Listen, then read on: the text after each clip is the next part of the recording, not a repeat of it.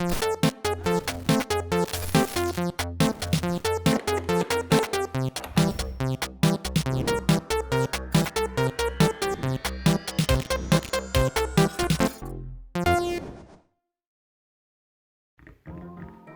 mateys!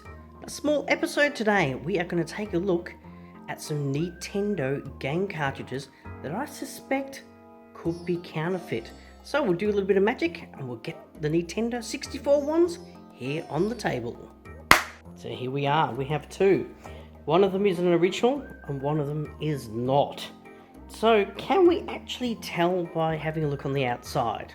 Well, yeah, you can. There's a couple of things. However, I bought one of these online from a retailer. They were selling N64 games, and I went, I've never seen that game previously ever available, so I'm going to grab that. So we ordered online, I got it here, and then I found out it was counterfeit. So I had to contact the retailer and put in a claim and everything else, but I got my money back, and the bonus thing, they let me keep the game. So that means I can show you guys what to look out for. So there are lots of N64 counterfeit games on the market today. So this one here is an original one. So pretty straightforward, Nintendo 64 game pack, NUS Euro 1, we're Australia so we get PAL games, so Euro games, that's correct. Notches here, that's all good. Nice clear logo. We have the game bit screws, flip it around. It's Star Wars Racer Episode 1, look at that. So fairly straightforward, it's a bit faded because this is actually an original copy. It works well. So we'll open this one up and we'll show you what is correct and what to look for. But on the outside, what can we look for? Well, basically you can have a look in at the PCB in here and make sure that it looks, you know, the right colour. Because I've got another one I'll show you later for a different system on another episode, which is a blue PCB, which clearly isn't Nintendo one. So on the outside, we're looking at it for anything weird. The printing on this is quite clear, you can read everything quite easily. That's the big thumbs up. Also the word Nintendo, and then you have a little copyright symbol here. And if we go all the way in, you can see that quite clearly. So we'll pop that down. Let's get the dodgy one up here. So firstly, okay, another thing to notice. Sticker colour is a bit wrong between the two.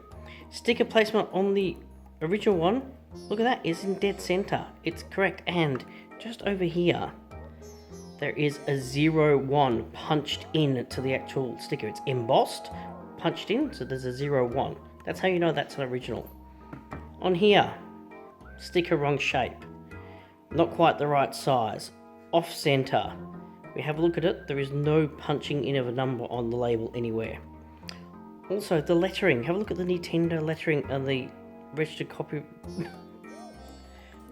copyright trading mark there. Look, it's not very clear. Look at how bold and clear that all is here. This one, not so. Look, you can look at the N, for instance. Look at that N, it actually stops short. So the N on this one goes all the way down. So that's how you can tell. This one is actually based on a USA, that's why the labelling is a little bit different. In here, it is the correct looking sort of thing, but there's also a bit of a weight difference. This one's quite heavier compared to this one, so that sometimes gives it away if you get your hands on it. On the front, The Legend of Zelda Ocarina of Time Master Quest. Never ever released as an official cartridge on the Nintendo 64. So this has been hacked up and put onto this. So let's get these both open and you can have a look at how different they are. Also the notches on the back, just so you're aware, this is the notches that the PAL version has. This is the notches that a NTSC USA one has. And I think from memory that the NTSC Japanese one has the same notches as the PAL, but obviously they don't work, it's just the way they do it. You can get these to fit by modifying your Nintendo 64 quite easily. So let's pop these open and we'll check it out. So what we have our little game bit driver here. It's a smaller size one.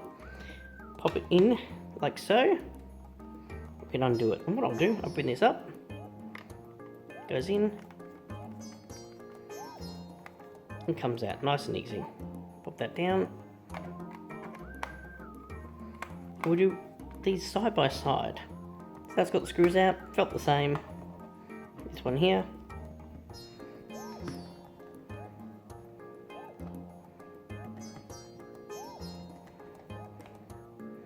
Do the screws look the same?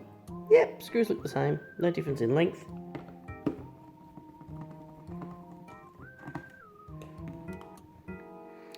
Take the cover off this one first. So you just, with these covers, you just got to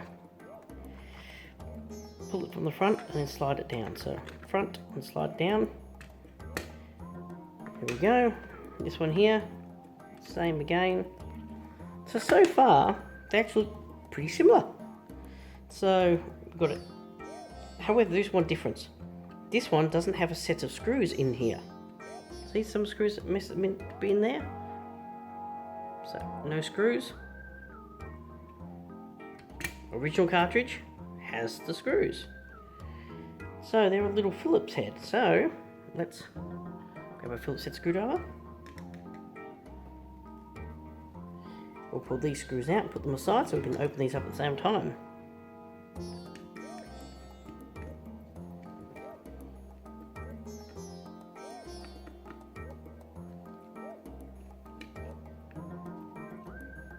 So they're now ready to go. Do the original one first. So pull that away. And there we go. So we have our CIC chip. We have our ROM in here. This one here. Holy dooly, what is that? So this is what an original cartridge should look like. And this clearly is not original. So they've obviously got a high and a low ROM in here. These are two ROM chips. We have a processing chip. And then we have a couple of more chips in here. Let's have a bit of a squeeze. Let's bring that up. Bring up the original one. So, the original one says Nintendo on here quite clearly. It tells you the actual version. It's all correct. That's how an original one should look. This one here clearly doesn't say Nintendo anywhere. This here is the like the J tag for actually programming the game into this. There is a spot here for a coin cell battery, but there's not one fitted. Notice nothing says Nintendo. Let me just grab a magnifier so we can read what chip is in this. So this is a Altera Max 2 that's in here, which I have no idea what that is, so I'll have to check it out on Google. It's obviously some sort of processor. We have the ROMs here, which have been programmed, clearly. Then we actually have some RAM. These are actually some Mitsubishi RAM chips. What number's on these? It's a M5M5256. So there's a whole 512 of RAM in here. That's an awful lot of RAM, but it must be a big game. That's very strange. Hence probably why Nintendo never ever put this game on the Nintendo 64 to start with. Cross on this one over here, the original one. So CIC, you can read NUS 7101, pretty standard. Just a little buffer. And then we have their ROM that's in here, which is a MX23L25602. So there we have it. This board comes out quite easily. See all nice printing everywhere. It's just a quality unit. This one, however, on the other hand, the soldering is a bit average. Oh look, no, there is a battery. There's a battery on. They put the battery on the back of the unit. Well, there you go. Quality of board, it's okay. The soldering does look a bit howdy doody, especially on here. There's still lots of flux on here that they haven't cleaned off. But look, the game does work. I popped it in a console. So just a note, if you're looking at game collecting, be on the lookout for these counterfeit ones for Nintendo 64. For quite a long time, Nintendo 64 wasn't really a problem getting counterfeit cartridges. Game Boy, yes. NES, yes. But Nintendo 64, sort of for a long time there wasn't an issue, but it's now happening. But the thing is, if you just want this game and want to be able to play it on N64, and you're not worried about it being bootleg, go ahead. But just don't on-sell it to anyone. if you're going to on-sell it to someone, let them know it is a bootleg cartridge. It is aftermarket, not genuine, because, yeah, it's just bad karma to do it.